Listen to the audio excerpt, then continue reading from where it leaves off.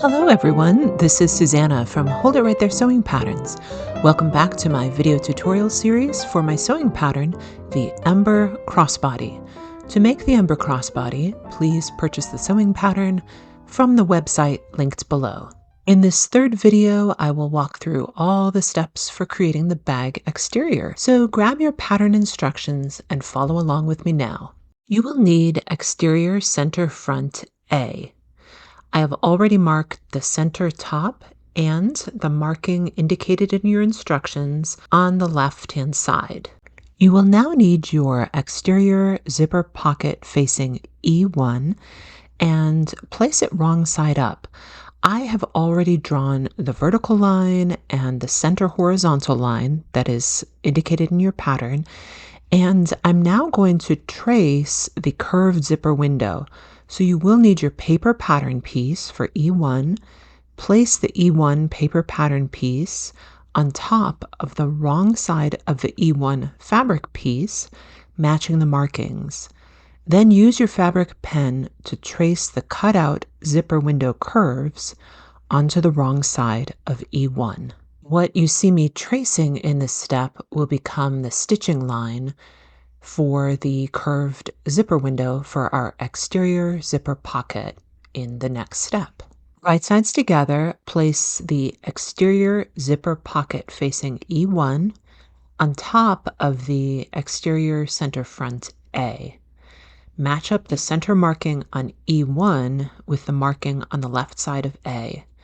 Be sure to line up the straight edges and then pin or clip together. You're now going to carefully and slowly sew along the curved zipper window that you traced. My biggest tip for this step is to just take your time and sew slowly. I use my hand wheel quite a bit as I pivot around the curve. Be sure to backstitch at the beginning and the end. And you may find it helpful to use a slightly smaller stitch length, such as 2 is what I'm using, particularly around the curves.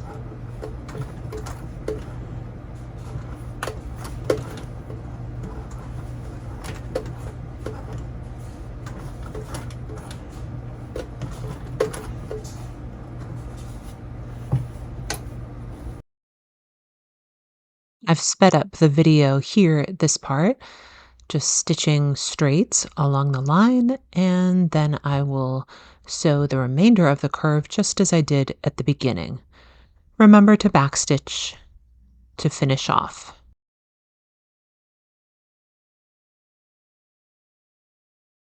Okay, here's what my stitching along the curved zipper window looks like.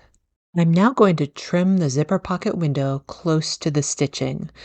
I'm using pinking shears because it's always easiest to fold a curve with small notches. So pinking shears are kind of ideal for this. If you don't have pinking shears, that's fine.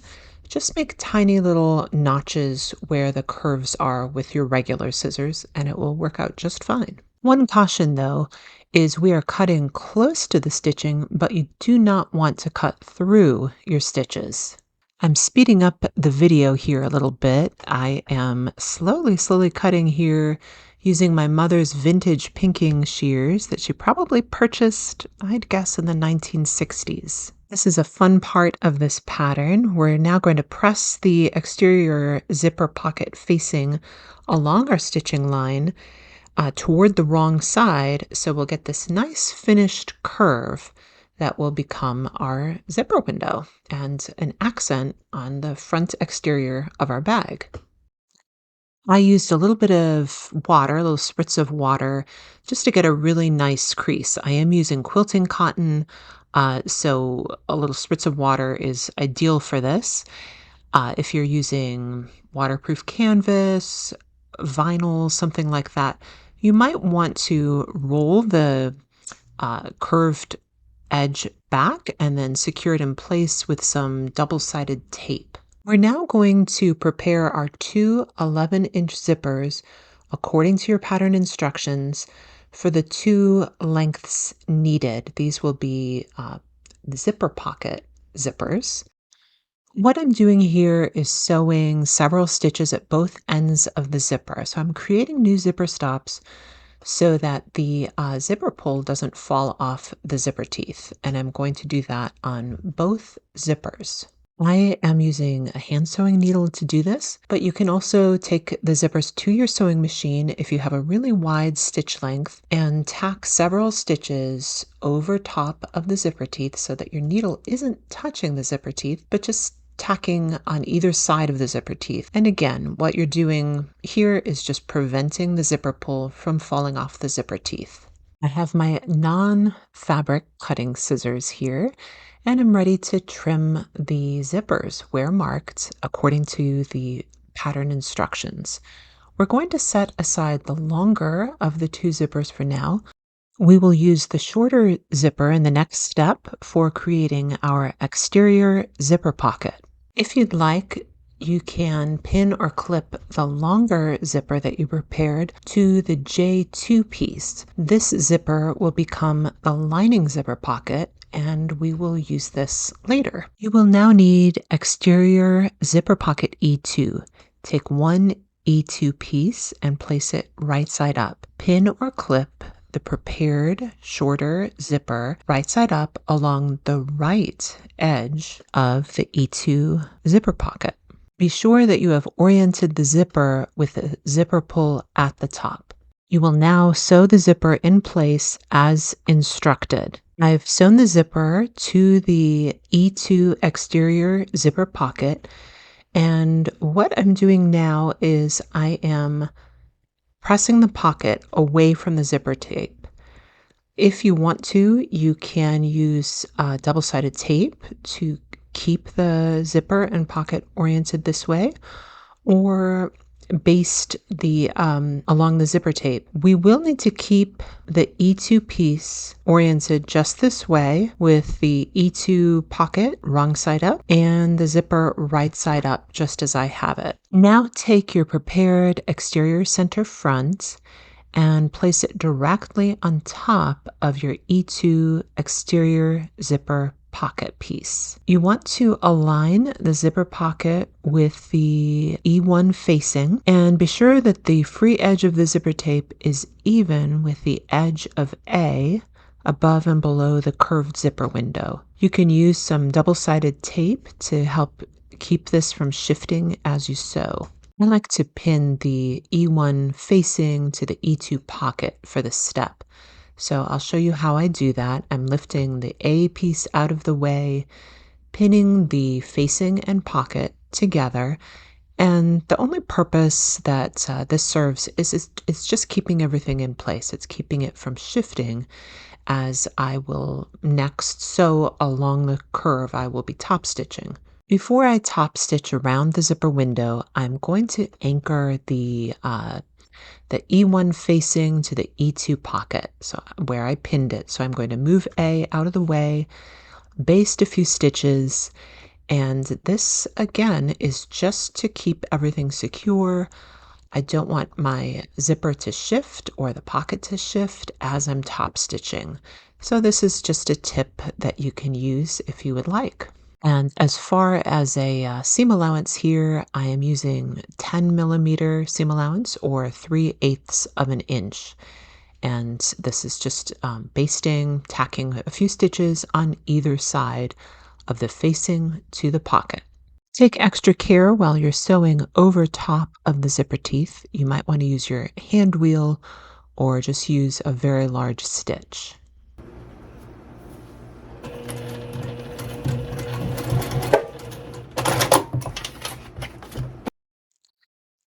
The zipper, the pocket, the facing are secure. I have my zipper exactly where I want it, and I'm ready to top stitch along the curved zipper window. You will find all the seam allowances in your pattern instructions. So my biggest tip here again is to take your time, sew slowly, and feel free to maneuver the zipper pull out of the way. Just keep your needle in a down position so that your stitching line is a complete or a continuous stitching line as you're top stitching. Be sure to backstitch at the beginning and the end. And here's a view of my top stitched exterior zipper pocket. We're now going to add the second E2 exterior zipper pocket piece. Right sides together, you will layer the two E2 pieces on top of each other. Align the top and the bottom edges of the E2 pocket pieces. Match up the left side of this remaining E2 piece with the free edge of the zipper. Pin or clip the E2 piece along the zipper and the left edge of A. At this point, the right edges of the E2 pocket pieces will be uneven, and that is absolutely fine. They're supposed to be. We will even them up later. We're now going to sew the second E2 piece to the free side of the zipper.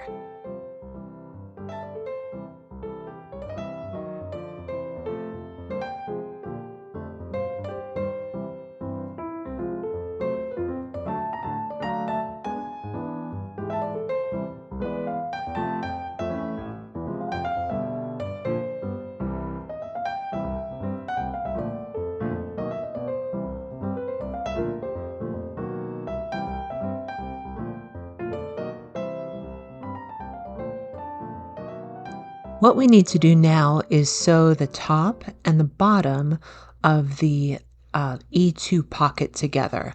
So in my instructions, I have you pin or clip them, but since I'm already here at the sewing machine, I'm just going to move A out of the way and sew the top, keep A out of the way, and sew the bottom. So I'm following the seam allowance in the instructions, and I am sewing through the E1 facing, both layers of the E2 pocket, as well as the zipper teeth. So at that beginning part, you're going to want to go slowly and then just sew all the way down.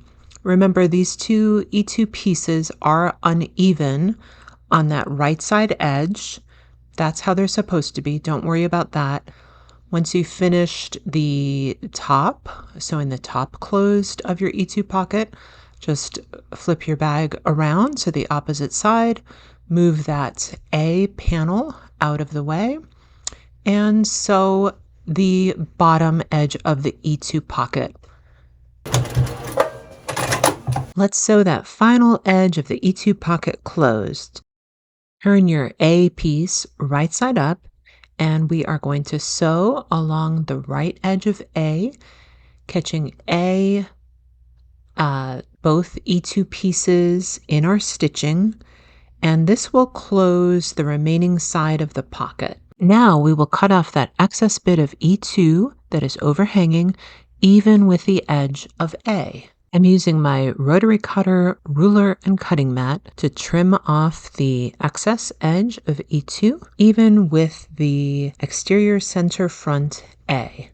We will now attach two exterior side B pieces to the exterior center front A. So right sides together, pin or clip one long side of each B piece to the left and to the right side of A.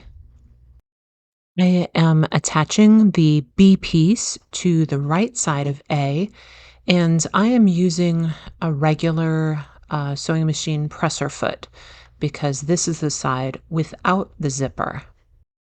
To attach the exterior side B piece to the left side of A, the side with my zipper, I switched to a walking foot sewing machine attachment. Another tester used a zipper foot, which is a great choice because it's just going to give you that little bit of extra room to sew with the zipper and not get stuck there. I tend to use my walking foot a lot. It just keeps the many layers of bag making from shifting as I sew. So to switch the foot on your machine if needed. If not, just sew it as you did the opposite side. I've pressed my seam allowances away from the center, and now I'm going to top stitch both exterior side B pieces.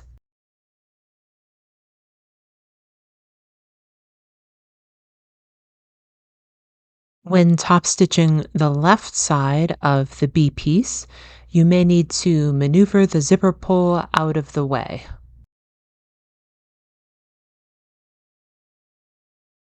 I've trimmed down my joins A and B front exterior according to the measurements in the pattern instructions, and the exterior front panel is now complete and can be set aside. We're now going to begin creating the exterior back panel. So you will need to locate the exterior center back top C1 and place it right side up and mark the center top edge. I am making a very, very tiny notch in the center. You can also use a pen to mark the center. Either way is fine. Because my fabric is a bit of a darker color, a white pencil is also really helpful. I've marked the center on the pattern piece as well. So if you did print out the pattern pieces, you can place it on top of your fabric and mark the center that way. The other marking we need to make on C1 is for the snap placement. This is indicated on the pattern piece as well as in the instructions. So you can measure and mark that according to the instructions, or as I am doing, I punched a tiny hole through the paper pattern piece, used my marking pen, and marked the snap placement. We will now prepare the snap prong incisions. Locate the magnetic snap and washer.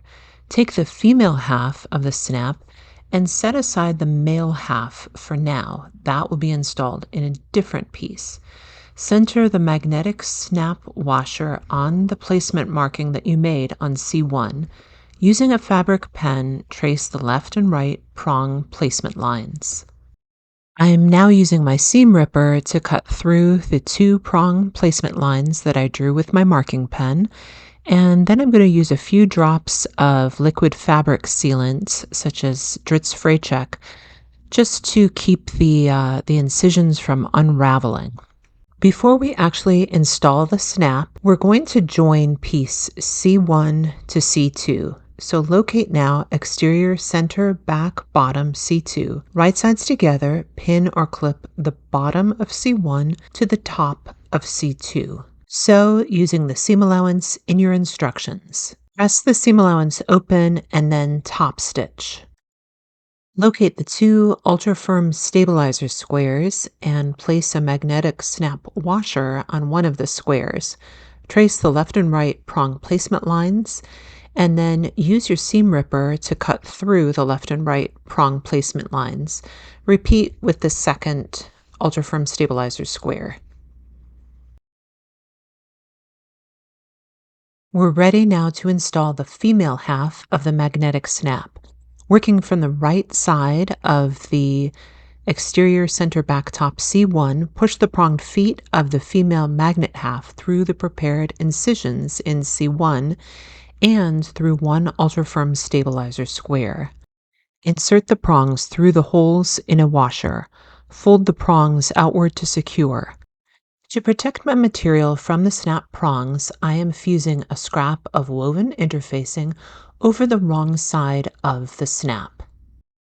The exterior center back is now complete, and here is a view of the installed female snap half. Locate D2, the exterior slip pocket inside. I have gone ahead and marked the male snap placement as indicated in the instructions. I've also made the incisions for the snap prongs just as I did for the female snap half. Locate D1 exterior slip pocket outside. Right sides together, pin or clip the top of D1 to the top of D2.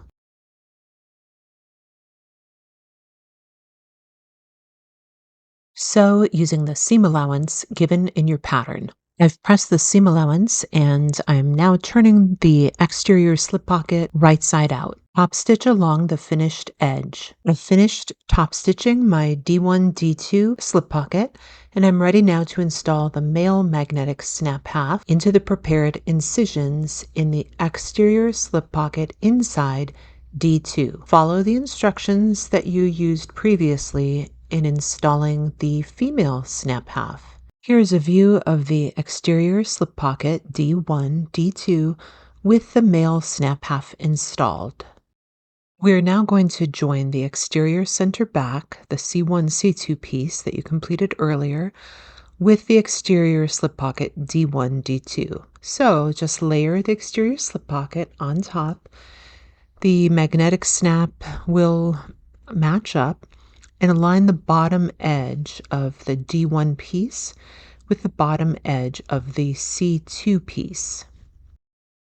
Flip the exterior slip pocket outside the D1 piece up and over the layers so that you can see the wrong side of the exterior slip pocket inside. The D2 is showing. We're now going to close the bottom edge of our slip pocket, sewing along the bottom edge of D2. Following the seam allowance given in the pattern, I am going to sew along the bottom edge of D2, backstitching at the beginning and the end, and I am keeping D1 out of the way while I am doing this. Now that I'm done sewing the bottom edge of D2, I can unclip D1 and put it back as I had it. It doesn't need to be folded out of the way anymore. And now I can sew around the sides and bottom edges of my layers. The exterior center back with the slip pocket is now complete.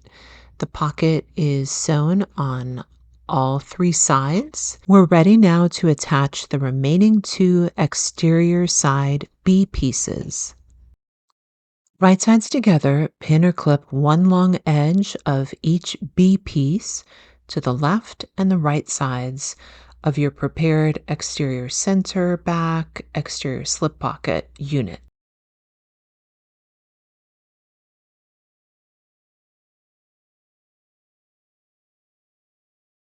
Sew both sides using the seam allowance given in the pattern, and then press the seam allowance away from the center. Top stitch both exterior side B pieces, and then trim your joined exterior back panel as needed according to the measurements in your instructions. Locate the exterior front and back panels.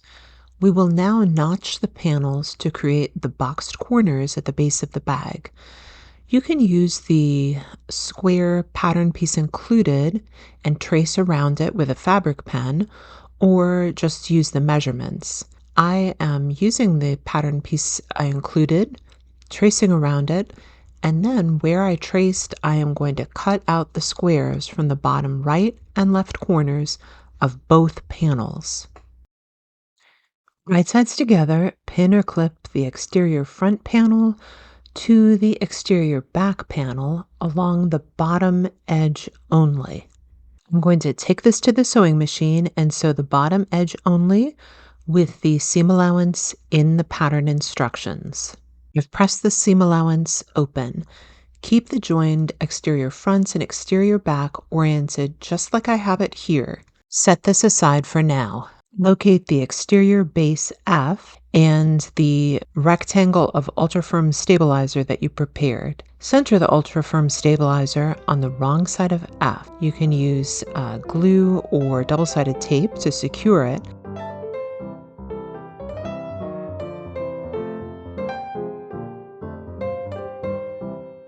Wrap the long raw edges of F over top of the ultra-firm stabilizer. Use fabric glue or double-sided tape to secure.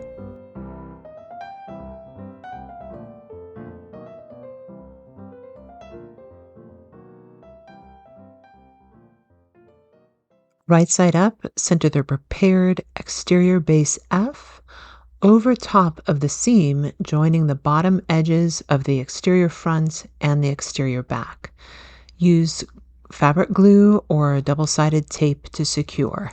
Top stitch the exterior base along both long folded edges.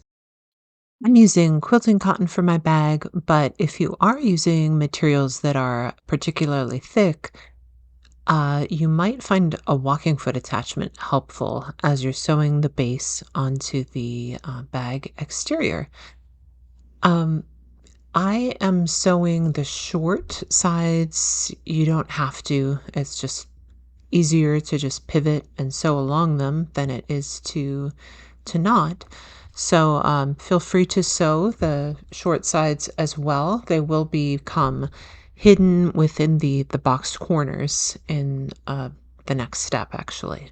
Right sides together, pin or clip the exterior front panel to the exterior back panel along the side edges. Using the seam allowance given in your pattern, sew both sides of the exterior panel.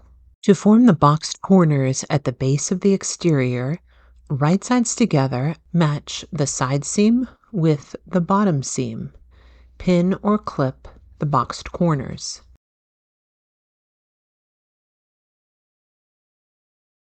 Repeat on the opposite side, pinning or clipping, matching the side seam with the bottom seam, right sides together, and then you will sew using the seam allowance found in your instructions.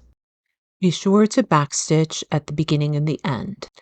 To reinforce your stitching on your boxed corners, you may want to sew twice over your stitching since this part of the bag gets a lot of wear and tear. All right, let's turn this bag exterior right side out.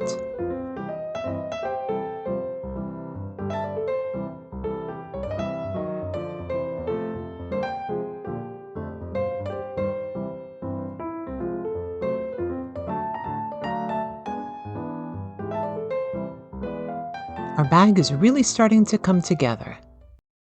Time to make the strap tabs. Place one strap tab G wrong side up. I've already drawn the center line from short side to short side. I am going to use double-sided tape, place it directly on top of the line I drew, that center line on the wrong side of the G strap tab, and then I'm going to fold in and press the long raw edges to meet the center marking.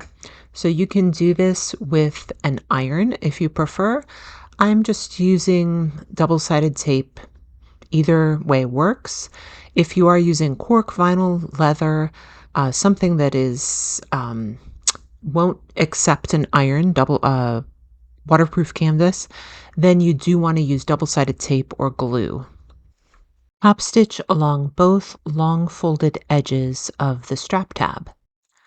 Off camera, I went ahead and drew the lines that are noted in your instructions, and I also finished my second strap tab.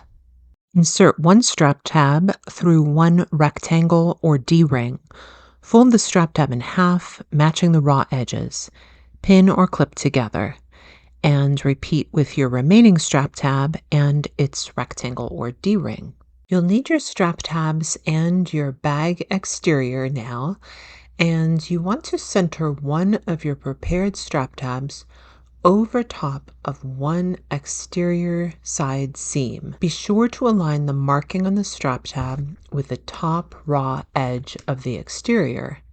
Also be sure that the D-ring or the rectangle ring is pointed toward the bottom of the exterior.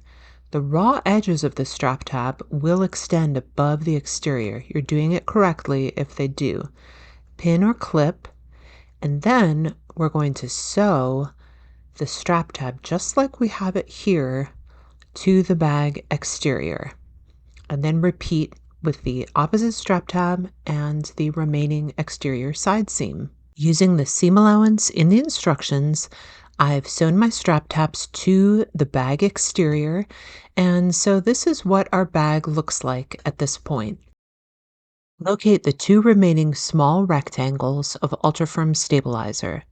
They will now be attached to the strap tabs to reinforce the rivets in a later step. Begin with one strap tab's raw edges and pull the two strap tab layers apart. Sandwich one piece of ultra-firm stabilizer between the two layers of the strap tab. Then base the ultra-firm stabilizer in place by stitching through all layers. Repeat with the remaining strap tab and rectangle of ultra-firm stabilizer. Our bag exterior is now complete. Thanks for sticking with me through this long video. Join me in the next video as we create the bag lining. Thanks for watching. Happy sewing.